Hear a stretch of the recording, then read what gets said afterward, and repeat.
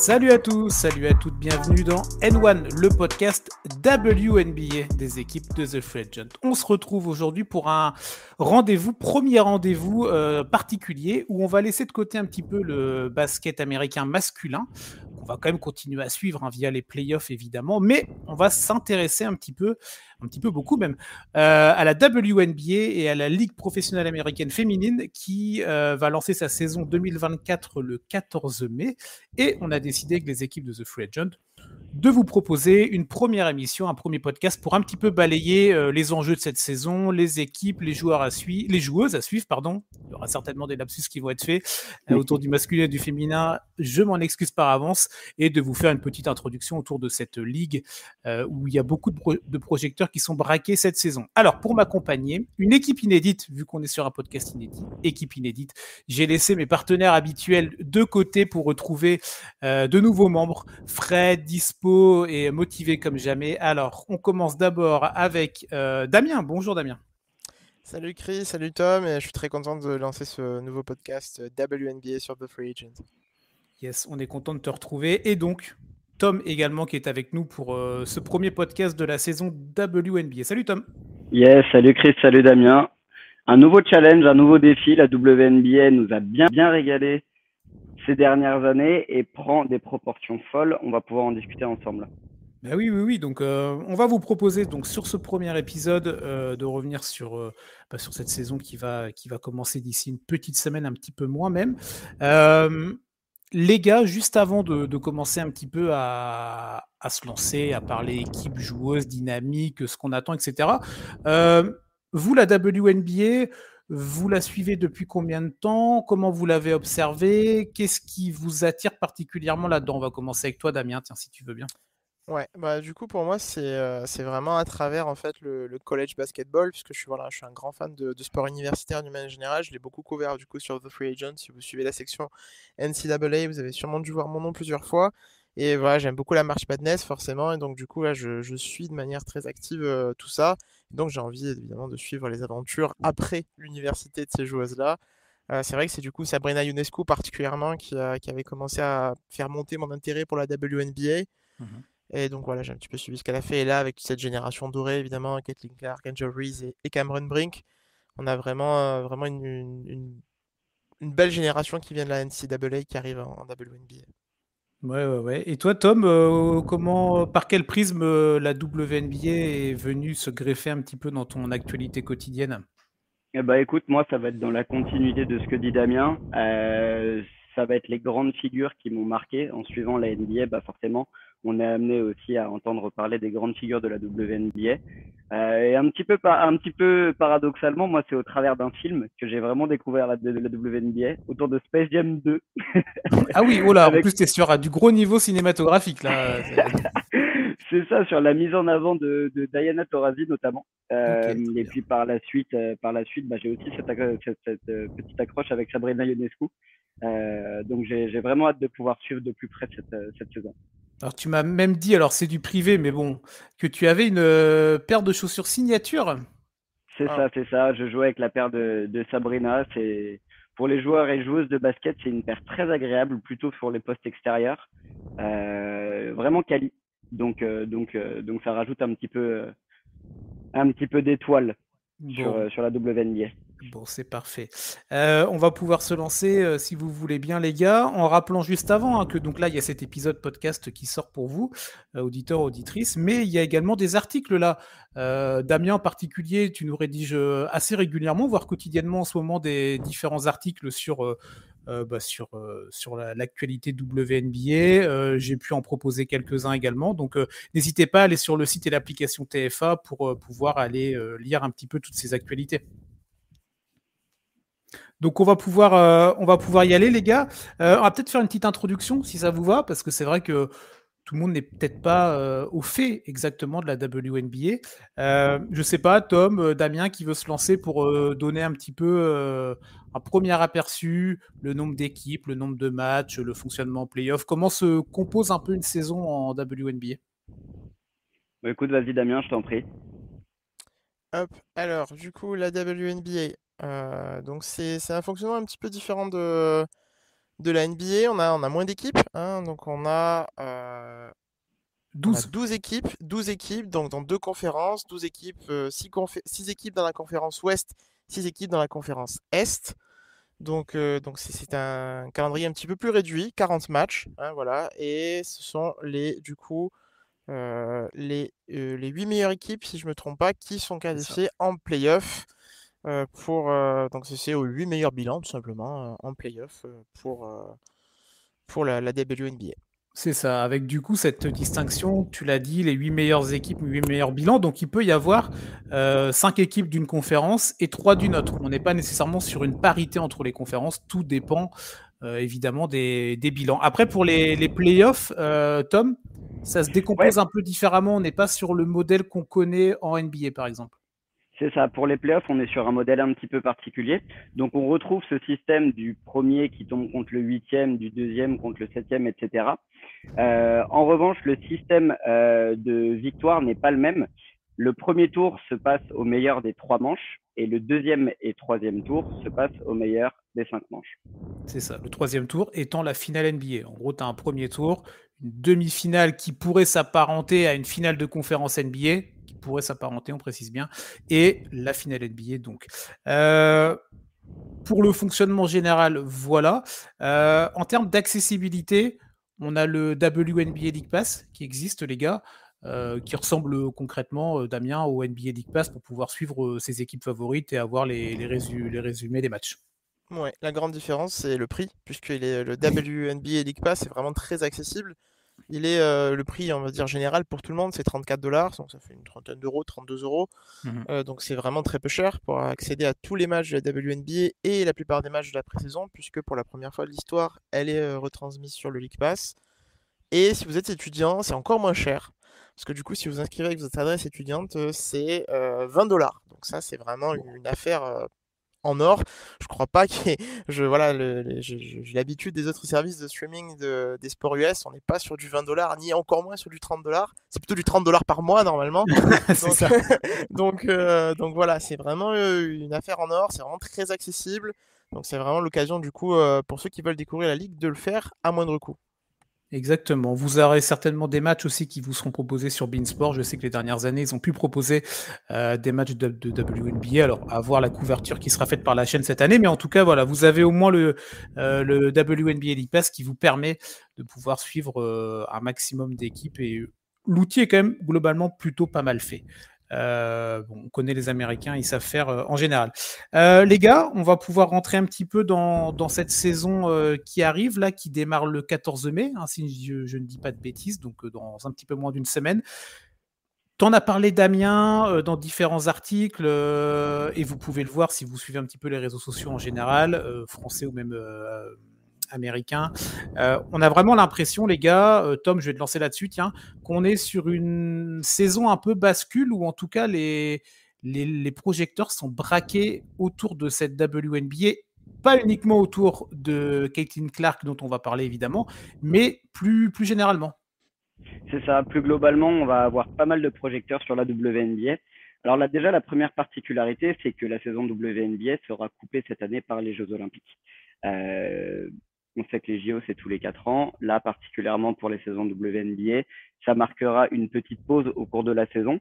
Et certaines joueuses ont décidé de débuter leur saison WNBA après les Jeux Olympiques. On en reparlera un peu plus en détail par la suite. Mais c'est sûr que cette année, on va suivre très clairement la WNBA pour différentes raisons. Tu as abordé bien évidemment Caitlin Clark. Damien, tu pourras mettre un petit peu en avant, toi qui suis bien la NCAA, tout l'impact qu'a eu Caitlin et notamment d'autres joueuses, dont Angel Reese et d'autres joueuses qui ont vraiment mis la lumière sur la WNBA cette année. Mais là, on est vraiment sur sur un espèce de virage qui met vraiment en avant le sport féminin aux États-Unis et la WNBA. Et en tant que fan de NBA, notamment les joueurs NBA ont pris la parole et prennent la parole de plus en plus, se positionnent pour mettre en avant le sport féminin. Et donc, on va pouvoir en profiter de manière beaucoup plus concrète avec des canaux de diffusion. Vous parliez du League Pass. On va aussi avoir beaucoup de résumés et beaucoup plus de vidéos sur YouTube, plus de podcasts. Donc non, ça va vraiment. Il y a vraiment, comme tu dis, une passerelle et là, on passe une étape, un step supplémentaire pour la WNBA. Damien, je pense que tu partages cet avis-là autour de cet engouement qui prend là, d'un point de vue basket et d'un point de vue sport féminin. Alors pour l'instant, ça reste très États-Unis d'Amérique, mais même nous en France, on commence à en parler. Donc c'est qu'il y a, il y a quelque chose qui prend. Tu vois. Ouais, je vois une couverture médiatique, pas que du coup chez nous, parce que bon là chez nous, sur The Free Agent, on le fait, on l'a toujours fait d'ailleurs, puisqu'on a quand même toujours parlé de sport féminin. La section de WNBA existe depuis la création du site, hein. Donc c'est vraiment, c'est pas quelque chose de nouveau. Mais voilà, ce qui est nouveau, c'est vrai que cet engouement autour de Caitlin Clark qui est vraiment montée en puissance. Et elle est vraiment devenue, c'est le titre d'ailleurs du premier article que j'ai écrit quand je suis revenu sur The Free Agent, une icône du sport en fait, pas simplement du basket, pas simplement du sport féminin, du sport point. Elle a vraiment transcendé complètement les sports aux États-Unis. Et c'est vrai que on a cette culture aux États-Unis de sportifs qui sortent du contexte du sport pour devenir des figures de société. Et ça, c'est vraiment quelque chose qu'on retrouve très souvent. Et c'est ce qui est arrivé chez Caitlin Clark. Donc ça s'est fait à travers ses performances en premier lieu. Et c'est vrai qu'au final, c'est pas une joueuse qui attire beaucoup l'attention sur elle en dehors, même si voilà, elle a quand même des campagnes publicitaires, etc. Mais elle n'est pas très active sur les réseaux sociaux. C'est pas, voilà, c'est pas comme par exemple Cameron Brink ou Angel Reese qui, voilà, Angel Reese, elle était au Met Gala par exemple. Caitlin Clark, elle n'ira jamais au Met Gala. C'est pas pareil. C'est vraiment basé sur ses performances sur le terrain, sur son état d'esprit, sur le côté un petit peu fair play, sa motivation. Et voilà, du coup, ça avait commencé avec notamment Jill Biden, la première dame des États-Unis, qui l'avait invitée alors qu'elle avait perdu la finale nationale contre LSU à la Maison Blanche. Donc c'est vrai que ça c'était une première parce que c'était jamais arrivé. Et donc ça a continué. Cette année, on a vu voilà LeBron James, Mike Trout en MLB. Voilà, il y a quand même beaucoup de joueurs. Il y a Pat McAfee aussi qui portait son maillot hier, si je me trompe pas, pour le Pat McAfee Show. Donc là, vraiment, on voit tous les sportifs de tous les endroits qui voilà, mettent en avant Caitlin Clark. Oui, complètement. C'est vrai qu'il y a un réel engouement au-delà du sport autour de cette joueuse-là. Est-ce que, alors l'exercice est compliqué, je suis désolé par avance les gars, mais est-ce que on pourrait comparer cet engouement autour de Caitlin Clark avec, je sais pas, un autre athlète, un autre sportif dans un autre sport pour peut-être bien montrer aux gens en fait qui nous écoutent et qui découvrent le basket féminin à quel point ça semble être un raz-de-marée qui va arriver sur la ligue. Alors, bon, écoute, je me lance. Faire des comparaisons sur un autre sport, c'est pas forcément évident. Quand on connaît un petit peu le système des sports américains, on met vraiment en avant déjà dans un premier temps le côté universitaire, ce qui n'est pas forcément le cas dans d'autres sports. Mais c'est sûr que Caitlin Clark, on en entend parler déjà depuis un petit moment. Donc si on reste un petit peu sur le côté basket et si on doit faire une comparaison à la NBA, on a eu des figures masculines dont on a énormément parlé ces dernières années avant leur apparition en NBA. Si on a bien suivi, il y a eu Zion Williamson, dont on a entendu parler dès le collège. Après ça, on a eu d'autres joueurs qui se sont manifestés. Et de plus en plus, on a eu plus récemment Anthony Edwards, dont on a entendu parler bien avant son arrivée en NBA, qui avait même potentiellement le niveau de rejoindre aussi la NFL. Donc bref, en fait, il faut comprendre que Caitlin Clark dépasse ce côté basket. Elle a tout pour devenir une icône, une figure du sport américain et plus globalement du sport international. Et la NBA l'a compris. Juste pour rebondir sur le sujet précédemment, la NBA a vraiment compris que l'impact de la WNBA était hyper important. On l'a vu lors des playoffs et du All-Star Game notamment l'année dernière, avec l'invitation de Sabrina Ionescu lors d'un petit concours à 3 points organisé avec Steph. Ça y est, ça commence à rentrer dans l'acceptation générale que le sport féminin doit obtenir la même couverture que les sports masculins. Ouais, et après, pardon, mais c'est vrai que sur ce All-Star Game NBA dont on a beaucoup parlé, qui est très critiquable, ce moment-là entre Ionescu et Steph Curry était peut-être le meilleur moment du week-end du All-Star Game masculin. Donc ça montre aussi clairement. à quel point il y a cet effet bascule et on est déjà en train de parler de potentiel année 2 avec une autre joueuse contre un Klay Thompson ou dans un autre format. Après, il faudrait peut-être trouver d'autres solutions, pas non plus tout le temps faire sous forme de duel, mais il y a quelque chose. Damien, toi, autour de cet engouement-là général, je sais que tu en as parlé dans des articles aussi. Il y a des salles qui vont être de plus en plus pleines. Il y a même des problématiques logistiques autour de ça, avec des fans qu'il va falloir aussi surveiller, c'est pas le bon terme, mais en tout cas, il va falloir maîtriser tout cet engouement du point de vue d'Indiana, du point de vue de la joueuse, mais généralement du point de vue de la ligue. Ouais, c'est clair, ça pose de nouvelles problématiques. En plus, c'est vrai que bon, Indiana, c'est pas forcément non plus un marché énorme. Voilà, c'est pas non plus Los Angeles, New York, on n'est pas sur le même type de marché, c'est à l'intérieur du pays, c'est pas pareil. Du coup, c'est assez proche aussi géographiquement de où elle était à l'université, puisqu'elle était en Iowa, on reste dans le Midwest, c'est quand même des zones assez proches, donc le marché universitaire va se déplacer dans le marché WNBA, donc je pense que ça joue aussi. Mais la question logistique se pose énormément, puisque donc voilà, il y a par exemple Washington qui a loué des nouvelles salles plus grandes, salles de NBA en fait, tout simplement, pour les matchs contre Caitlin Clark. C'est quelque chose qu'on va voir de plus en plus. Les salles WNBA sont peut-être pas adaptées en fait à l'engouement qui est en train de se passer, et la solution ne pourra pas forcément se trouver rapidement. Et elle n'est pas toujours facile à trouver. Par exemple, voilà, le Fever avait loué des nouvelles salles, par exemple, et là, du coup, parce qu'avec les playoffs NBA des Pacers, voilà, il y a des matchs qui ont eu un match qui a été décalé, donc il faut voir tout ça. L'autre question qui a été résolue, et ça c'était un gros problème, et je trouve que c'est quelque chose qui me paraissait vraiment fou, les joueuses WNBA voyageaient en classe économique. Oui. Je laisse quelques secondes de silence pour, voilà, je le répète, les joueuses WNBA voyageaient en classe économique, c'est-à-dire comme nous en fait. Peut-être même qu'il y a certains d'entre nous qui ne voyagent pas en classe économique, mais elles oui. Voilà. Voilà, elles oui. Donc c'est quand même un problème majeur déjà de confort, hein, on va pas se mentir, on a tous pris l'avion, c'est pas génial pour le niveau confort, on est un peu serré, etc. Après un match, après une saison, c'est quand même, ça pose des problèmes, mais au niveau de la sécurité, c'est terrible parce qu'en fait elles sont au milieu de tout le monde. Donc on peut dire oui, les sportifs sont des gens comme les autres, etc. Mais non, c'est pas vrai. Les sportifs sont pas des gens comme les autres. Ce sont des gens qui sont en plein dans les médias. Et là, cette année, plus que jamais, avec du coup Caitlin Clark. Et donc bon, la Ligue est revenue sur le sujet. Elle va autoriser les voyages en avion privé. Enfin, elle est en train de trouver des solutions pour l'autoriser. Donc ça va se faire. Mais ça, c'est un vrai problème. Et c'est du coup des nouvelles problématiques qui montrent est-ce que la WNBA capable de réagir assez rapidement. Pour l'instant, elle montre que oui, et il va falloir réagir de plus en plus rapidement parce que les problèmes vont se poser, on va dire. Oui, c'est ça, parce que là, on est juste un match de pré-saison, donc on peut même voir, hein, si vous avez vu quelques matchs, les salles ne sont pas non plus complètement encore pleines pour le moment.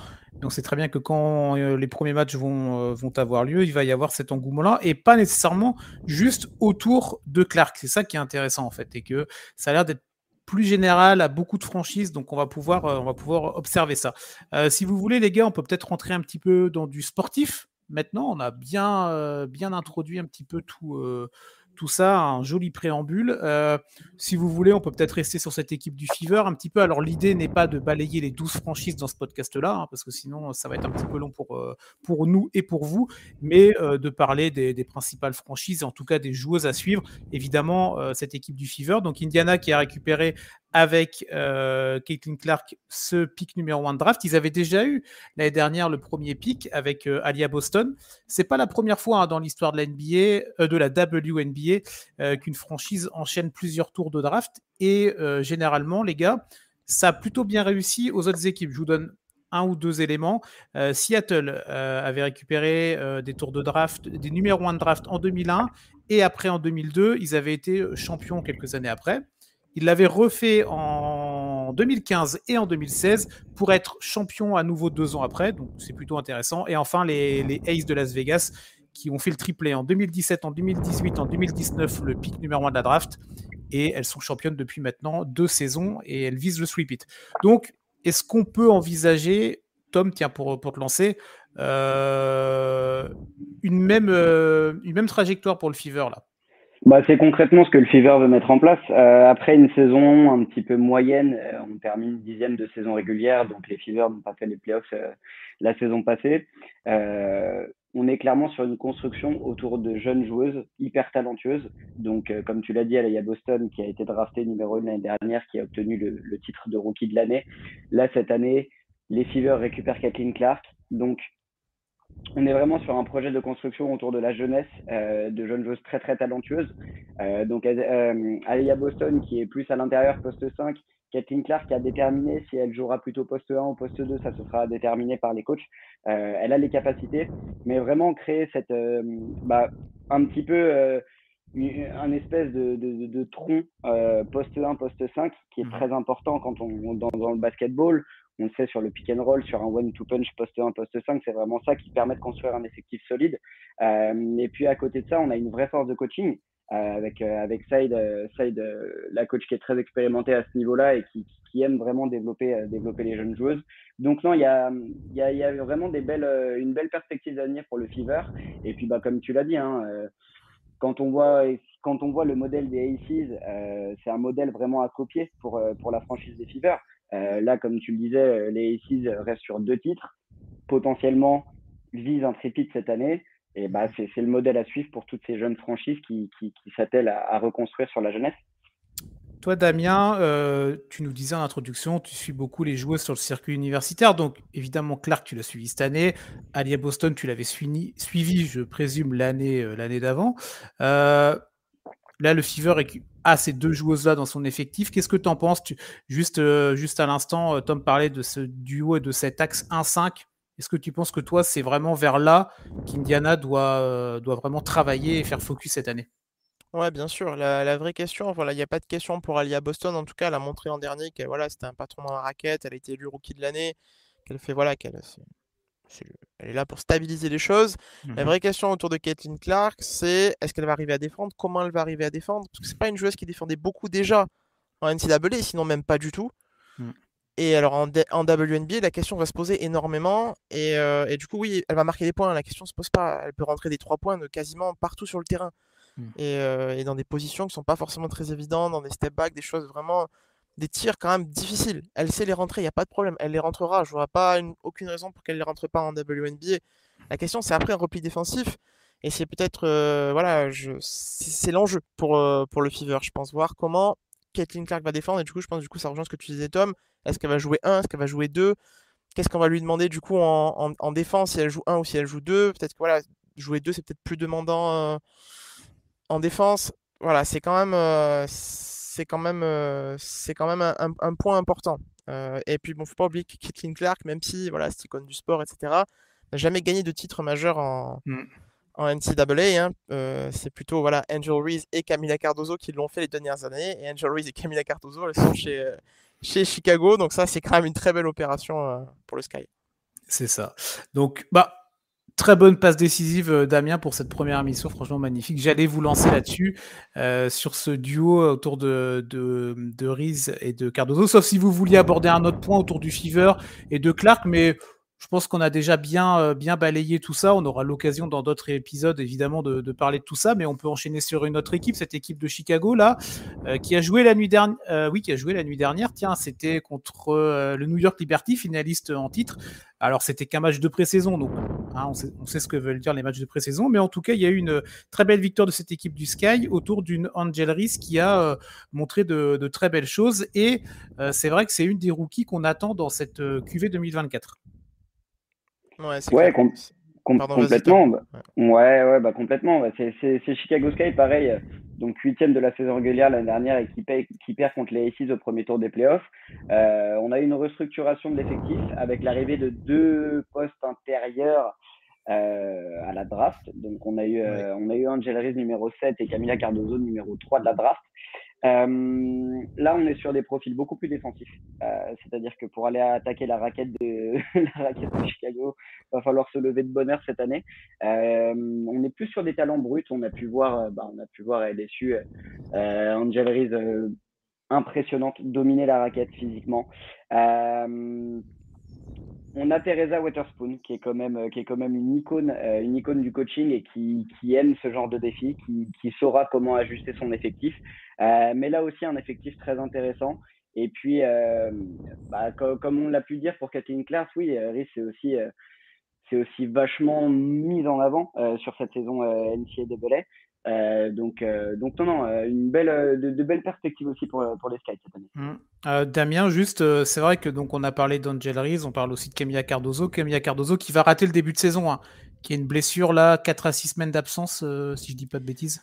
C'est ça. Elle va être, elle est absente entre 4 à 6 semaines et elle va être réévaluée après ces 4 à 6 semaines. Donc ça peut être plus long. C'est un coup dur. C'est un coup dur pour le Sky. Et maintenant, voilà, surtout vu que la saison est réduite, et voilà, c'est vrai que ça va l'amener quelques semaines peut-être avant le début des Jeux Olympiques. Mhm. Et donc ça, c'est quand même un petit coup dur, mais pas tant que ça. Parce que voilà, Angel Reese, c'est un monstre. Dans le sens où on a l'impression qu'elle est partout. Vraiment, quand on regarde les matchs de LSU, et notamment ceux contre Iowa et quand elle a affronté Caitlin Clark, on avait vraiment l'impression qu'elle était partout. Elle est en défense, elle est devant, elle est partout. Elle se donne à 100%. C'est vraiment une joueuse, si vous aimez les joueurs qui donnent tout, qui sont vraiment à fond de la première à la dernière minute, qui lâchent rien sur tous les ballons, Angel Reese, franchement, elle va vous vendre du rêve, elle va vous régaler, c'est sûr, à 100%, parce qu'elle donne tout, vraiment. Et c'est vrai que quand on la voit en dehors, elle était au Met Gala, elle se fait appeler la voilà, Cheaton Barbie, avant c'était la Bayou Barbie. Voilà, elle donne un peu l'impression voilà, d'une superstar, machin. Mhm. Mais sur le terrain, c'est pas ça. Elle se comporte pas comme une superstar. Elle se comporte vraiment comme voilà, une joueuse qui est prête à tout et qui a la bonne mentalité pour réussir. Et ça, c'est quelque chose d'énorme pour Chicago parce que elle va aller gagner des matchs presque à elle seule. Parce que voilà, l'effectif là autour est bon, mais l'état d'esprit, la combativité, ça joue énormément et elle l'a à 100%. Une équipe de Chicago qui avait remporté le titre en 2021, donc récemment était vraiment au Ouais. sommet. Là, il y a une reconstruction. Et c'est vrai qu'autour de ces deux joueuses, il y a des choses intéressantes et autour du coaching. Et c'est ce qu'on disait avec Tom tout à l'heure en off avant le début de l'émission. Ce qui est intéressant, en tout cas, ce qu'on peut voir, je ne sais pas ce que tu en penses, Damien, parce que tu n'étais pas avec nous quand on en a parlé, c'est qu'on a cette impression, par exemple, si on compare avec la NBA où il peut y avoir des très longues périodes de reconstruction et de tanking, on a l'impression que sur la WNBA, le schéma est plus court, globalement. Ouais, c'est clair. Après, je pense que ça vient aussi du fait que voilà, le nombre d'équipes est plus réduit. Donc forcément, plus de choix de draft, plus de possibilités de sélectionner des bons joueurs. C'est vrai qu'il faut dire aussi qu'il y a quand même des QV extraordinaires qui sont arrivés ces dernières années. Voilà, Sabrina Ionescu, elle est à Boston. Et alors là, cette année, Cameron Brink, Angel Reese, Camila Cardozo, Caitlin Clark, la liste est longue, puisqu'on pourrait faire quasiment tout le premier tour. C'est vrai qu'on réduit à ça, mais la liste est très longue. On a vraiment du talent partout, quoi. Il y a vraiment une explosion du talent qui arrive. Ouais, vas-y, Tom. Ouais, et à ça s'ajoute, pour compléter un peu comment dire, ce vivier américain, on a aussi un vivier international qui se développe de plus en plus. Nous, en tant que Français, on peut être fiers de Marine Johannes, qui fait des merveilles outre-Atlantique, ce qui crée aussi quelques petites problématiques avec la Fédération française de basket. Mais bon, c'est pas le sujet du jour. Mais on a aussi d'autres joueuses qui seront amenées à jouer des JO. Iliana Rupert, d'autres joueuses aussi qui débarquent en WNBA. Donc oui, il y a un vivier énorme et forcément pour la reconstruction des effectifs, ça prend moins de temps. Là, on sait que les QV de draft vont être de plus en plus scrutés pour la WNBA pour les années à venir. Donc forcément, il va y avoir cet attrait. Et du coup, cette transformation aussi un petit peu de la WNBA qui va s'orienter un peu plus sur le couloir de la NBA où les équipes n'auront pas peur de faire un vrai tanking pour aller chercher des premiers tours de draft, pour aller vraiment taper sur de la reconstruction directe, ce qui va être intéressant et ce qui peut aussi potentiellement amener la WNBA, bon ça on verra dans un futur, mais à développer peut-être aussi d'autres équipes et à vraiment copier ce modèle NBA, développer encore plus, quoi. C'est l'année prochaine, si je ne m'abuse, qu'il y a une 13e équipe déjà qui intègre le noyau WNBA. Ouais, il y avait l'expansion, elle va commencer. C'est ça, donc ça va affaire à suivre. Les gars, pour continuer dans le podcast, chacun, je vous laisse une équipe, une joueuse. Qu'est-ce qui vous marque ou sur quel point vous vous dites, ah tiens, j'ai hâte que la saison débute pour cette joueuse-là ou pour cette équipe-là. Tiens, Damien, par exemple. J'aime beaucoup Cameron Brink avec Los Angeles. Du coup, je pense qu'elle va faire beaucoup. Un peu dans la même veine qu'Angel Reese. Voilà, c'est une patronne dans la raquette. C'est une grande joueuse. Elle est capable de marquer. On l'a vu, moi je l'ai trouvée vraiment très impressionnante. C'est vrai que du coup, toujours pareil, la transition, c'est toujours un peu la même question. Quand j'ai l'habitude de traiter les sports universitaires avec les professionnels, la transition physique, est-ce qu'on va réussir à tenir le rythme physique? Parce que voilà, comme Cathy Clark a dit, tout va plus vite, tout le monde pousse plus fort, tout le monde est plus musclé, etc. Bon, c'est vrai que quand on vient de programmes maintenant, voilà, comme LSU, comme voilà, Cameron Brink et Stanford, ce sont des programmes qui ont déjà des coachs, des préparateurs physiques qui sont du même niveau que la NBA, la WNBA, la NFL. Je veux dire, ils sont prêts globalement, mais on continue d'avancer et je l'ai trouvée très dominante physiquement dans la raquette de Los Angeles. Et donc j'ai vraiment hâte de la voir cette année. C'est vrai que du coup, elle est un peu dans l'ombre même un peu de Caitlin Clark, alors que franchement, c'est une joueuse profil complètement différent, forcément. Mais voilà, c'est une joueuse très solide et très intéressante qui, je pense, va faire beaucoup de bien à LA. Ok, bon, en plus, c'est vrai que LA fait partie de ces franchises-là où il y a toujours la lumière, hein, que ce soit chez les hommes ou chez les femmes. Tu es à Los Ouais. Angeles, donc tu vas tout de suite être davantage suivi. Tom, je sais pas, de ton côté, qu'est-ce qui te donne envie d'aller cliquer là, dès que la saison régulière va commencer? Eh ben, écoute, moi, je rejoins Damien sur le côté, mais c'est un petit peu plus de cœur, le côté LA, où on va suivre les Mhm. Sparks et le développement, le développement de Cameron Brink. Mais pour le coup, cette année, je continuerai à suivre les New York Liberty. Je Ok. veux voir le développement de Sabrina pour une saison suivante, avec Brianna Stewart aussi dans l'aile. Euh, Vraiment, je pense que New York doit passer ce step et doit aller chercher ce titre face aux Aces. C'est l'objectif, tout simplement. Mm. Et puis voir encore le développement de Sabrina Ionescu qui n'a fait que briller l'année dernière aux yeux du grand public, qui a aussi permis un grand développement de la WNBA à elle seule. On en a parlé, la signature, une hyper signature chez Nike, la participation à de nombreux événements. On l'avait vu aussi au NBA Paris Games, intervenir dans différents événements à Paris. Donc vraiment, elle est aussi cette nouvelle image qui sera accompagnée aussi par Caitlin Clark, mais elle est cette image du développement de la WNBA. Et bah, à New York, j'ai envie de vous dire, Los Angeles, New York, quoi de mieux pour développer un marché que ces grandes franchises et ces grandes villes. Ouais, clairement, clairement. C'est vrai qu'avec Brianna Stewart, qui est MVP en titre, hein, qui a raflé le trophée l'année dernière, donc ça va être à suivre avec une belle équipe encore pour les finalistes de l'an passé. Moi, de mon côté, bah, je vais aller vers l'équipe qui est championne actuellement, les Aces de Las Vegas. C'est vrai que il y a un article qui est sorti là les jours derniers autour de ça. Est-ce qu'ils peuvent envisager le sweep it? De toute façon, tu parlais à l'instant de New York et pour eux, c'est vrai qu'ils veulent aller récupérer ce titre pour Liberty. Bah, ils veulent, oui, aller récupérer ce titre. Mais pour la ISIS, ils veulent pas le lâcher, hein. Et c'est vrai que ce sweep it là, il serait vraiment quelque chose d'historique. Ça a été fait qu'une seule fois. C'était vraiment au tout début de la WNBA, la WNBA qui a démarré en 1997, si je ne m'abuse. Et c'était l'équipe de Houston, dites-moi si je me trompe, hein, C'est ça, qui c'est avait, Houston. euh, qui avait gagné les 4 premiers titres. Donc de 97 à 2000, c'était cette équipe-là. Et depuis, Ouais. aucune autre équipe a réalisé le sweep-it. Donc vrai objectif pour les Aces, avec un effectif vraiment extrêmement dense, intéressant. Adja Wilson, Jessie Gray qui s'était blessée lors des finales l'année dernière, qui n'a pas pu aller au bout du processus et qui là va revenir, et je pense qu'elle aura le couteau entre les dents. D'autres joueuses intéressantes, Kelsey Plum, Jackie Young. Quand on regarde un petit peu les statistiques, en tout cas sur la saison régulière de l'année dernière, il y a des choses moi, qui m'ont marqué. Il y a 3 joueuses de cette équipe des Aces qui sont dans le top 20 en termes de points marqués par match dans l'ensemble de la WNBA. Il y en a tout autant sur le nombre de passes décisives par match, sur le total de passes. Il y en a 2 qui sont dans le top 20 des rebonds en nombre de rebonds au total. Donc, il y a vraiment un effectif qui est vraiment dominant sur la saison régulière. L'année dernière, ils font un parcours incroyable, 34 victoires et 6 défaites. Tout à l'heure, tu en parlais, Damien, en introduction, il y a 40 matchs seulement. Et tu ne perds que 6 fois. Donc, si tu compares à de la NBA sur 82 matchs, bah, ça te fait une saison à 12 défaites. Ça te fait une énorme saison. Après, voilà, le comparo s'arrête là, évidemment. Elles ont gagné les dernières 3-1. Elles ont Becky Hammon, coach connu, réputé, même quand on n'a pas suivi la WNBA, on connaît ce nom-là, ex-membre du staff de Greg Popovich du côté des Spurs. Donc, l'effectif n'a pas nécessairement beaucoup bougé.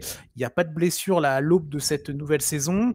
Je pense que, en tout cas, les joueuses vont avoir à cœur de se dire on peut marquer l'histoire et on peut y aller. Après, attention, on sait très bien qu'elles vont avoir une cible dans le dos et que bah, tous les soirs, quand elles vont arriver sur le parquet, mais ça c'est valable dans tous les sports, hein, quand on est le champion ou le championne en titre, bah, tous les adversaires veulent terrasser l'ennemi numéro 1. Donc, est-ce qu'elles auront cette capacité à encore une fois reproduire les efforts? Très curieux de voir ça. Cette trêve olympique qui va très certainement aussi beaucoup jouer pour toutes les équipes, mais aussi pourquoi pas pour cette équipe-là qui va emmener des joueuses avec Team USA. C'est une certitude. Donc, comment tout ça va se boutiquer? Très intéressant d'observer cette équipe des Aces pour la saison à venir. Ouais, puis il y a un petit côté, je me mets à la place des Aces, tu vois, et qui sont en fait les patronnes de la WNBA depuis, enfin les patronnes plutôt depuis 2 ans. Mhm. Et on dirait, on parle pas d'elle. On parle de Caitlin Clark, on C'est parle ça. de Cameron Brink. Je pense qu'il y a un petit côté aussi revanchard, dans le sens, on va vous prouver en fait que, ok, t'es une superstar au niveau universitaire. La première dame t'invite à la Maison Blanche, très bien, mais c'est pas pareil. Là, c'est la grande ligue et c'est vrai que voilà, en plus, Jay Wilson a signé un très beau partenariat avec Gatorade. Très très beau partenariat. Elle va être dans la publicité, elle va être mise en avant au max. Elle a changé sa couleur de cheveux. On sent. Non mais on sent. Non mais oui, mais ça joue. C'est quand même. On sent, je pense qu'il y a une volonté d'y aller et d'aller chercher ça, mais ça va pas être facile parce qu'il y a des concurrentes et notamment Liberty. Et je rejoins Tom sur ce que tu disais tout à l'heure. Moi aussi, j'ai très envie de voir Sabrina Ionescu remporter le titre. Et c'est vrai que je pensais beaucoup à elle ces derniers jours quand j'écrivais des articles sur Caitlin Clark. Je trouve que c'est vraiment une pionnière de cette nouvelle génération, Sabrina Ionescu. C'est vraiment la première joueuse qui est un petit peu sortie du lot, en fait. Et au final, je dis pas qu'on l'oublie, parce que quand même, elle était au All-Star Game, etc., mais un petit peu. Et j'espère qu'elle retrouvera le respect qu'elle mérite à ce niveau-là, parce qu'elle a fait énormément. Je me rappelle, voilà, chez les Ducks de l'Oregon, en plus, il y a une université que j'aime beaucoup. C'est extraordinaire ce qu'elle a fait, et c'est vraiment la première joueuse qui a cassé ça, et qui a amené beaucoup d'intérêt dans cette nouvelle génération, parce qu'il y en a d'autres qui l'ont fait avant, évidemment, mais dans cette nouvelle génération. Bon. Tom, un mot à... Vas-y. Ouais, j'ai un petit mot à rajouter sur les Aces. C'est intéressant parce que là, on a parlé de New York, on a parlé d'Indiana, des Fever. Pour rappel, Vegas n'a pas encore de franchise masculine. Et on sait que dans un objectif de développement à très court terme, Vegas risquerait d'accueillir une franchise masculine.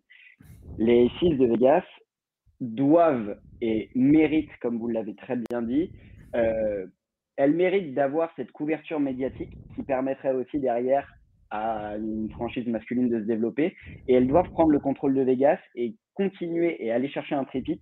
Bah, forcément, ça pousse des gens à aller suivre Vegas, ça pousse le développement d'une nouvelle franchise, et en étant l'icône, avant d'être une franchise masculine, en étant déjà l'icône féminine d'un sport, ce serait mérité, ce serait tout simplement mérité. Donc les Aces, vraiment, il y a un bel enjeu cette année, et pourquoi pas aller chercher un tripit Même chez les garçons, la dernière fois qu'on a vu un tripit, ça fait un petit moment. Hein.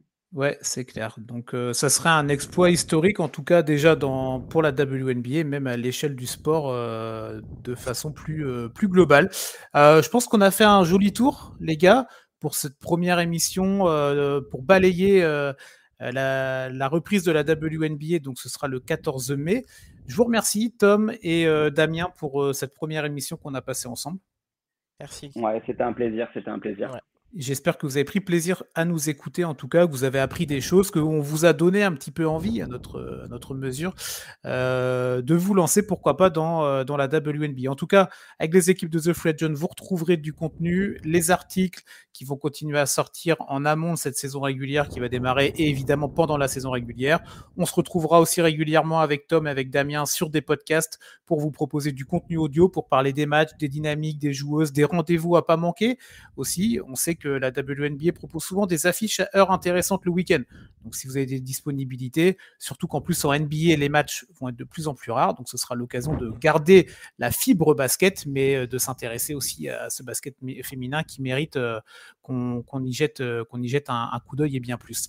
Et bien, en tout cas, on vous souhaite une très bonne journée, très bonne semaine à vous. N'oubliez pas donc le site l'application TF1. N'oubliez pas aussi des podcasts N1 NBA qui se poursuivent avec les demi-finales de conférence à l'Est et à l'Ouest. Vous avez aussi tous les autres contenus NFL, NHL et MLB. Très bonne journée à vous et à plus tard sur les antennes de The Free Agent. Bye bye.